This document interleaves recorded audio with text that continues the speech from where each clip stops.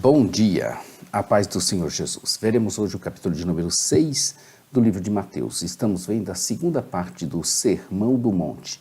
São 3 partes, capítulos 5, 6 e 7. Ansiedade, uma péssima escolha. Abra aí a sua Bíblia no capítulo 6 para você fazer uma leitura prévia antes de nos ouvir. Inscreva-se no nosso canal. Clica aí no sininho para você fazer o acompanhamento das nossas atualizações. Todos os dias um vídeo novo, diferente, com cada um dos capítulos da Bíblia. Então estamos vendo o Evangelho de Mateus, que é o primeiro livro do Novo Testamento. O propósito do livro de Mateus, do Evangelho, é demonstrar pela vida e pela obra de Jesus que ele é o Messias esperado e desejado, e assim evangelizar o ser humano em suas aldeias, povoados, vilas, povos e nações. Também é o de inspirar os cristãos ao serviço gratuito e fiel, grato e fiel, de promover o reino de Deus ao apresentar Jesus como o tão esperado rei e apresentar o reino que ele trouxe para o cumprimento do plano de redenção de Deus. Nós podemos ver em Mateus que ele está estruturado o ensino de Jesus está estruturado em 5 principais sermões: o ético, discipulado em missão, reino do céu, igreja, escatologia. Essa estrutura em si foi padronizada de acordo com os 5 livros de Moisés, de modo a apresentar Jesus como profeta de Deuteronômio 18:18, que era ainda maior do que Moisés. Abra aí a sua Bíblia para você fazer essa leitura prévia. Continuam os ensinos e as instruções aos discípulos do chamado Sermão do Monte, que ainda ocupará todo o capítulo 7. Chama nossa atenção o fato de que não deveremos fazer o que devemos fazer a Deus para mostrar aos homens que estamos fazendo para Deus. Que assim, quem assim procede, não está correto diante de Deus. Quem dá esmola, por exemplo, para mostrar aos outros que dê esmola, quem ora para demonstrar aos outros que ora, e quem julga ou jejua para demonstrar aos outros que jejua, mas não estão sendo autênticos e verdadeiros diante de Deus e, portanto, já receberam as suas recompensas. Então, esse é um tipo de pessoa que já recebeu a sua recompensa.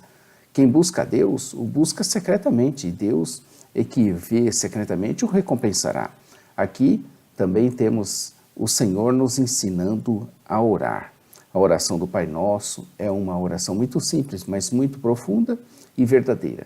Aqui aprendemos o segredo para obter perdão, que é perdoar. Quem não perdoa, nem tem predisposição para perdoar, sempre terá muitos problemas com perdão e, assim mesmo, estará se escravizando. A piedade judaica consiste em 3 tipos de atos de justiça: doação, oração e jejum. Jesus reafirmou o valor positivo desses atos, mas somente quando eles são feitos em submissão a Deus e por amor a Ele, não como uma tentativa de conseguir honra ou respeito de outras pessoas, ou de se exibir. Também aquele que é misericordioso alcançará misericórdia. Então o segredo de obter misericórdia é ser misericordioso. O reino de Deus tem essas características. O mais importante desses atos é a oração, entre doação, oração e jejum. Um assunto sobre o qual Jesus falou em grandes detalhes nos versos 5 ao 15. Jesus os chamou de hipócritas quando faziam o que deviam fazer, mas com outro fim, de apenas aparecer santo e religioso. No Novo Testamento, o hipócrita é alguém que finge ter um relacionamento com Deus e parece amar a justiça, mas que é, na verdade, interesseiro e é que está enganando a si mesmo. Os hipócritas denunciados no capítulo 23 percebiam a sua hipocrisia. Jesus estava chamando a atenção deles para uma fé verdadeira e autêntica que levava Deus a sério. Não precisa que ninguém viesse ouvisse a sua piedade. Bastava que isso fosse entre você e o Pai que te vê em secreto. As coisas do reino de Deus funcionam dessa maneira. Você não precisa demonstrar para ninguém. Você não precisa ser fiel para o seu parceiro. Você tem que ser fiel para Deus. Você não precisa ser fiel quando Ele te olha. Você deve ser fiel quando ninguém está te olhando, quando só existe você e a tentação. A oração deveria se constituir num diálogo, numa conversa pela fé com seu pai, que não é um Deus pagão que precisa que você, num mantra infinito de repetições, fique querendo agradá-lo. Isso não contradiz o princípio de que deveríamos continuar pedindo a Deus pelo que pensamos ser da vontade dele, conforme Lucas 18. Mas nega a ideia de Deus, de que Deus se impressiona com a quantidade de palavras bonitas ou eloquentes. As encantações dos gentios o insultam. Até mesmo a oração não deve ser usada como mantra, porque quando você usa a oração como uma reza repetida, ou como um mantra, ou como um cumprimento de um ritual para que a divindade esteja sujeita à sua vontade, isso não é reino de Deus.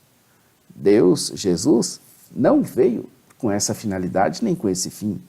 O nosso Deus não é um Deus a nosso serviço. Pelo contrário, nós devemos morrer para que Cristo reine em nós. Dos versos 9 ao 13, veremos a oração do Pai Nosso, apesar de comumente ser chamada a oração do Senhor. Essa oração deveria ser chamada de a oração também dos discípulos.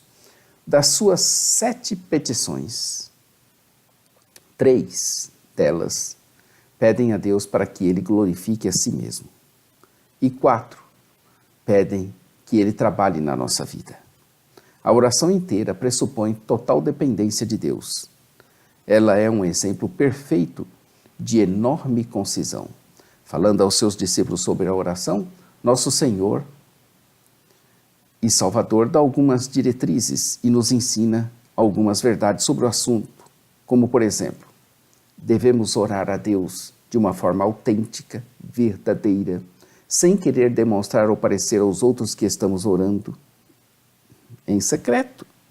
Teu Pai que te vê em secreto vai te recompensar em secreto. Que Deus já conhece os nossos pedidos, desejos e necessidades mesmo antes de sair na nossa boca. Que melhor é orar em secreto, de forma reservada, estando somente você e Deus se relacionando. A mesma aplicação se dá ao jejum e podemos estendê-la também à nossa vida piedosa, como o hábito de ler e meditar na palavra de Deus. Essa edificação espiritual, esse exercício espiritual habitual, deve ter a marca da fé, da humildade e da devoção desinteressada. Nós não devemos adorar a Deus para obter dele favores, mas porque Ele é Deus. O ato da adoração e da devoção é sinal de saúde espiritual. Como você entende que deve ser a sua oração? Hein? Como é que você entende?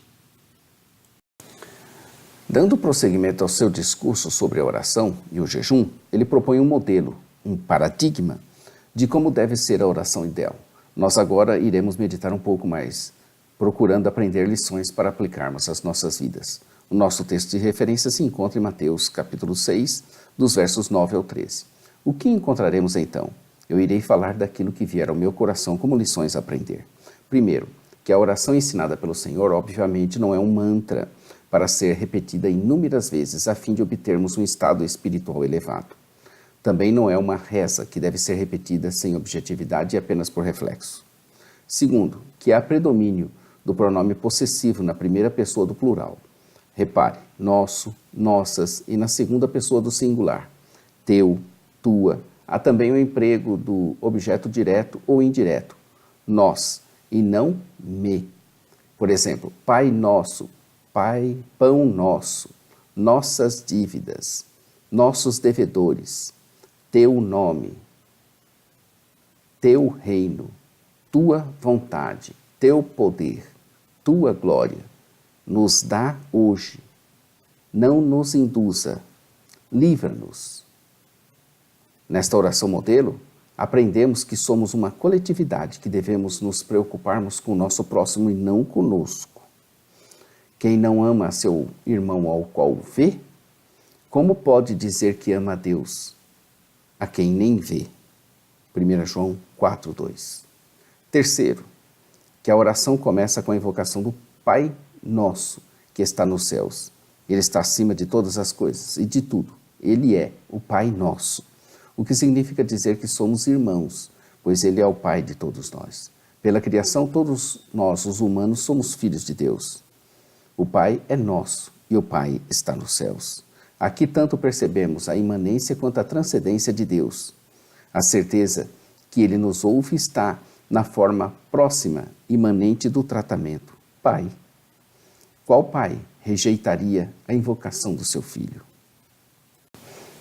Quarto, que ao nos referirmos a Deus, o Pai bendito, devemos santificar o seu nome, pedir que o seu reino venha sobre nós e que sua vontade seja feita. É o reconhecimento da soberania de Deus e da excelência da sua pessoa. Ninguém há como Deus, ou é como Ele. Por isso o adoramos. Deus não é somente bom, Ele é a bondade. Deus não é somente amoroso, Ele é amor. Deus não é somente santo, como seu nome a quem devemos santificar. Ele mesmo é a santidade. Deus não é somente justo, Ele é a justiça. Eu adoro a Deus pelo que Ele é, para que eu alcance maior bondade, amor, santidade, justiça. Por isso que o seu reino deve ser todo abrangente e envolver todas as coisas, tanto as visíveis quanto as invisíveis, nos céus e na terra e em tudo que neles há. Sendo o Senhor do seu reino por Ele mesmo criado e mantido, a nossa oração não pode ser outra senão que seja feita a sua vontade, para que ocorra entre nós a sua bondade, o seu amor, a sua santidade, a sua justiça. Ao desejarmos a santificação de seu nome e a vinda do seu reino, e que sua vontade seja feita, estamos como que sintonizando o nosso ser ao ser de Deus para cumprir os seus propósitos e também para nos sentirmos bem. Ninguém se sente bem na maldade, no ódio, na impiedade e na injustiça, pois todas essas coisas é como uma estação de rádio fora de sintonia correta. Nenhuma melodia ou som puro se ouvirá, mas apenas ruídos e chuviscos. Curiosamente, em 15 de abril de 1912, por volta das 2h20, após chocar cerca de 3 horas antes com um iceberg no Atlântico Norte, o navio RMS Titanic sofreu naufrágio. 15 de abril de 1912. Dizem que, ao ser esse navio batizado, exclamaram seus construtores: nem Deus afunda esse navio. O fato é que com Deus não se deve brincar. Seu nome é santo, por isso é que oramos: santificado seja o seu nome. Santificar é tornar santo ou tratar como santo. Esse pedido diz não somente que as criaturas deverão santificar o nome de Deus, mas também que Deus asseguraria a santificação do seu nome por ser santo, juiz e salvador. Em quinto lugar, as 7 petições, como já dissemos acima na oração do Pai Nosso, e nenhuma delas é para satisfação pessoal. Abro esse parênteses para dizer que não é errado lançar sobre ele todas as nossas ansiedades e necessidades, conforme está escrito em 1 Pedro 5, 7. 3 delas, das petições, estão relacionadas a Deus e a sua honra. Santificado seja seu nome, venha a nós o teu reino, seja feita a sua vontade. Uma relacionada às nossas necessidades temporais, o pão nosso de cada dia. Eu entendo aqui não somente o que comer, mas o que beber, o que vestir e onde morar. A palavra grega traduzida de cada dia é única, e a expressão tem sido variavelmente utilizada como o pão nosso de cada dia, pão necessário, pão futuro, o pão do dia seguinte ou alimentação vindoura do reino. Há 3 entendimentos teológicos a respeito desse pão. A primeira, a visão sacramental, é que ele se refere ao pão comunitário, que representa o corpo do Senhor. A segunda visão escatológica é de que o pão simboliza a vida no reino vindouro, de modo que a petição é a continuação do seu reino vindouro. E a terceira, a visão de um sustento, estende a petição como uma simples procura pela provisão de Deus com relação às nossas necessidades físicas diárias. Essa última visão é talvez a mais exata, ela corresponde ao desenvolvimento dos versos 19 ao 34, também conforme está em Provérbios 30, verso 8. Uma relacionada ao nosso relacionamento com o nosso próximo, Ou seja, perdoai as nossas ofensas, assim como perdoamos a quem nos tem ofendido. Isso envolve principalmente o perdão de forma condicionada. Isso quer dizer que seremos perdoados sim, beleza? Com certeza, mas somente se nós perdoarmos a quem nos deve. Refere-se às dívidas espirituais. Estamos tanto sob a obrigação de fazer a Deus a restituição pelos nossos pecados, com totalmente incapazes por nós mesmos de fazer isso. Precisamos perdoar, porque fomos perdoados. Se não perdoarmos os outros, não poderemos pedir o perdão de Deus. Uma relacionada à nossa vida espiritual, no sentido de andarmos em fidelidade aos mandamentos do Senhor. Sendo o pedido ao Senhor, o não nos deixes cair em tentação. Não nos deixes cair em tentação. Quando será que Deus nos deixará cair em tentação? Pela rejeição do seu conhecimento. Isso aí você deverá estudar, consulte nossos escritos. Em nosso blog site jamaisdesista.com.br você vai encontrar a parte escrita. Procure lá o Romanos, o capítulo 1, para você entender essa rejeição. Portanto, se você está em pecado, ou se inclinando de uma forma anormal à tentação, pode ter certeza de que você ou está ou estará em breve rejeitando o conhecimento de Deus. Um escritor antigo, John Owen, disse que quando você se sente atraído pelo pecado, apenas a atração, você já entrou em tentação. Mas tenha calma, ainda você não caiu. Os pecadores procuram por tentação. Os perdoados fazem essa petição porque eles confiam em Deus e não confiam em si mesmos. O Pai pode provar-nos, mas Ele não nos tenta a pecar, conforme está escrito em Tiago 1, de 13 a 14. E não permitirá que sejamos tentados, além da nossa incapacidade de suportar. 1 Coríntios 10, 13. Uma última relacionada ao livramento do diabo. Livra-nos de todo mal. Deus é nosso escudo e nos dará livramento que somente na eternidade saberemos. R.C. Sproul, em seu magnífico livro A Oração Muda as Coisas, nos fala que esse nos livra do mal é uma clara referência ao próprio diabo. O verdadeiro sentido nessa frase seria, no grego, para nos livrar do diabo mesmo, de Satanás, do maligno.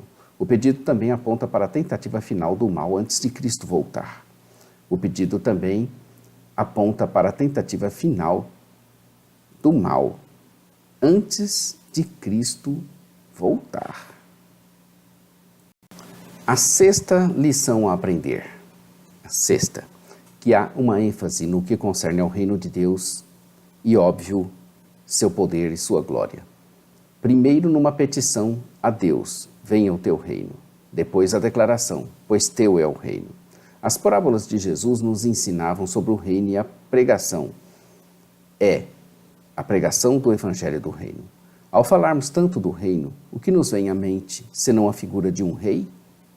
E quem é nosso rei? Ele, o Senhor, que está nos ensinando a oração do Pai Nosso. Sobre o rei, ó profundidade de riquezas, tanto da sabedoria como da ciência de Deus. Quão insondáveis são os seus juízos e quão inescrutáveis os seus caminhos. Porque quem compreendeu a mente do Senhor? Ou quem foi seu conselheiro? Ou quem lhe deu primeiro a ele para que ele seja recompensado? Porque dele, por ele e para ele são todas as coisas. Glória, pois, eternamente a ele. Romanos 11, dos versos 33 ao 36.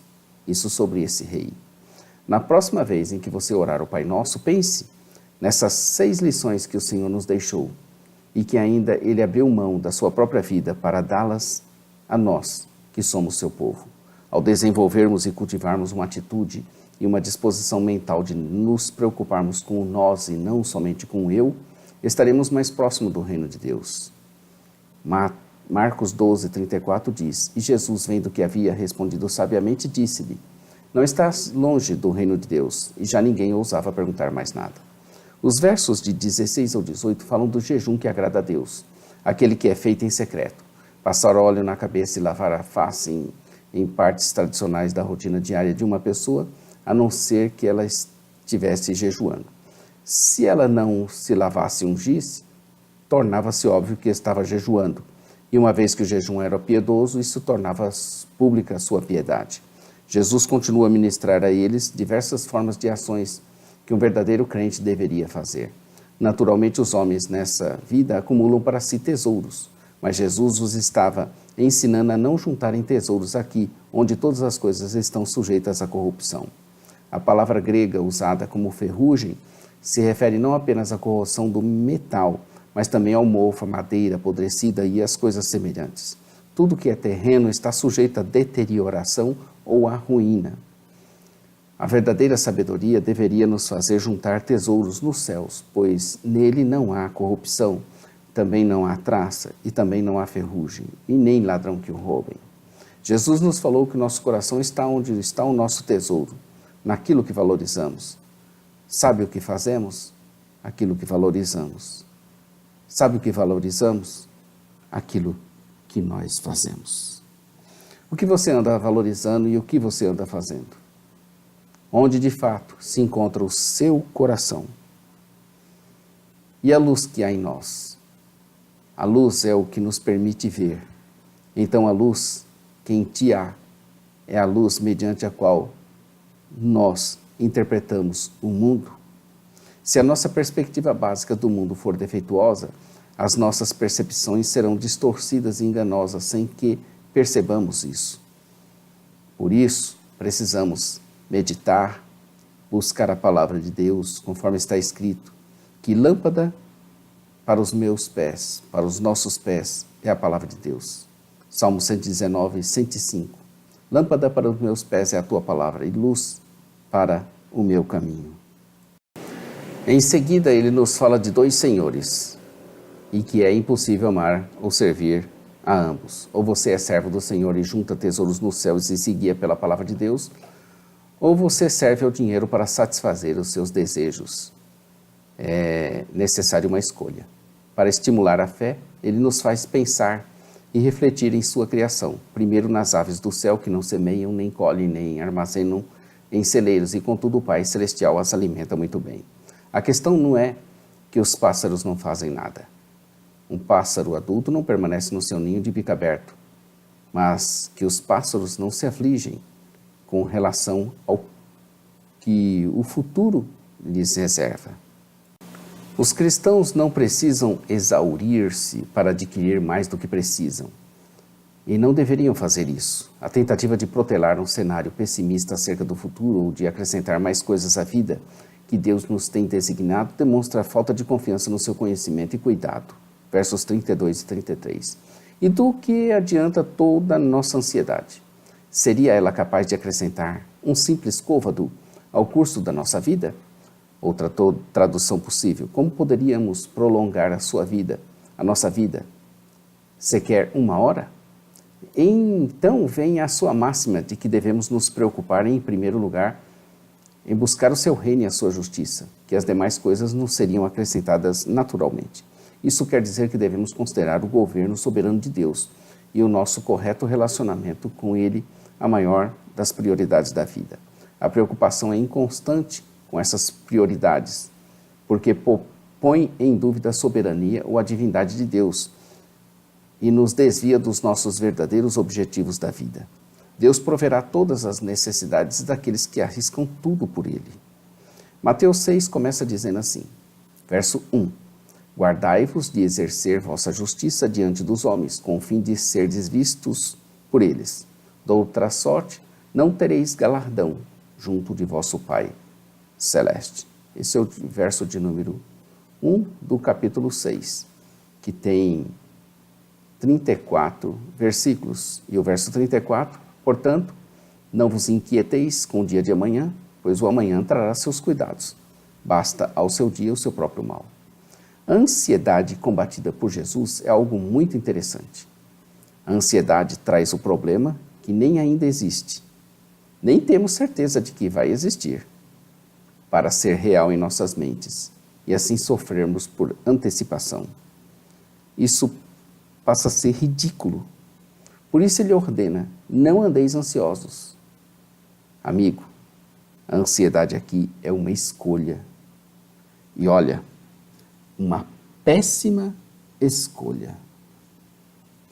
Então nós concluímos esse capítulo. Estaremos aqui amanhã com a terceira parte do Sermão do Monte. Pregação com autoridade. Mateus, capítulo de número 7. Amanhã estaremos aqui. Inscreva-se no nosso canal, clica no sininho para você fazer acompanhamento, porque todos os dias temos um vídeo novo. A parte escrita, uma vez que muito texto, muito conteúdo, jamaisdesista.com.br. Acesse lá. Nossa loja virtual, ossemeadores.com.br. Nosso programa de rádio, todos os dias, Momento Missionário. E aos sábados, às 15 horas, Momento Missionário, Palavra de Vida, com o pastor Johnny Ramos, diretamente da Suécia. A todos um bom dia, fiquem com Deus, obrigado pela sua presença. Maranata, ora, ora, vem, Senhor Jesus. Deus te abençoe, querido.